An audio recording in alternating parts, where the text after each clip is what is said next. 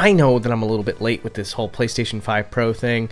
Everybody seems to hate it. I don't think I've seen anybody that's like, oh man, I'm so excited for the PlayStation 5 Pro. That price point was god awful, and then the fact that there's no disk drive to start with, so that just adds to the cost of the console if you even want that. It's pretty insulting to the consumer base, and we're seeing basically the revival of the PlayStation 3 price reveal, the $599 US, Ridge Racer and all that. Ridge Racer. Sony's back at it again, trying to overcharge for their consoles, and yeah, I don't know how many times we have to go through this, old man, until you get it through your head. It doesn't work. It's funny because with the PlayStation 3, if there was ever a time that you could be so successful that you simply cannot be stopped, it would have been with that console. But they learned the hard way that despite the fact that they still have the most successful console of all time, the PlayStation 2, PlayStation 3 flopped. Like, they had a lot of recovering to do to catch up to 360, and it allowed Microsoft to finally be a true competitor in the market. That's really how bad they flopped with PlayStation 3.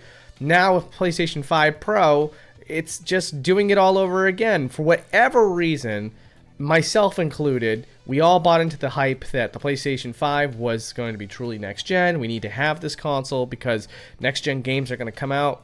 And then the sad reality is that PlayStation and Xbox had a pretty poor generation this time around. Like, there's like no games. Like, there's multi-plat games that end up on the PlayStation 5 and Xbox, but you can play most of those games on your PC, or they might even have a Nintendo Switch port, which is kind of funny. But the point is, though, is that there's like no exclusives between both the consoles. Something's going on where maybe the architecture is so expensive, or game developer culture is changing or shifting across the board, and it's causing a massive clog in terms of getting content out. I mention all this because it's like, here you are trying to put out a pro version of your console, which already runs fantastically. I don't think I've ever looked at a PlayStation 5 game and thought, man, if only there was a way to make this look nicer. They already look fantastic. And so a pro is like, not even, there's no point to it, in my opinion. Like, I get that, yeah, you can get better specs out of it. Cool, I guess. But it doesn't need it as much as something like a Nintendo Switch does. A PlayStation 5 already looks great, and it makes me think like, wow, you spent obviously a team of people to go in and make this hardware.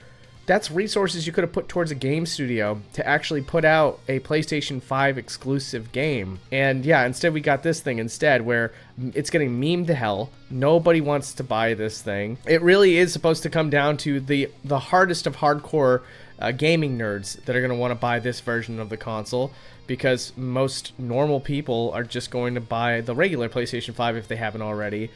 And you can already see online that those hardest of hardcores, who many of which are terminally online, let's just be honest with ourselves, again, myself included, just don't see the value in it. I don't foresee this selling well at all. And that's really sad. It's really sad that we're here yet again with Sony, just having a little bit too big of a hubris, a little too much of an ego, and thinking that they could charge $700 for their console. And that's before taxes, and that's before a disk drive, and that's before an even stinking stand for the thing, which, by the way, they want to charge $30 for a hunk of plastic that you rest your console on top of. Can you imagine $30 for something that you can probably 3D print at home for like a fraction of the price?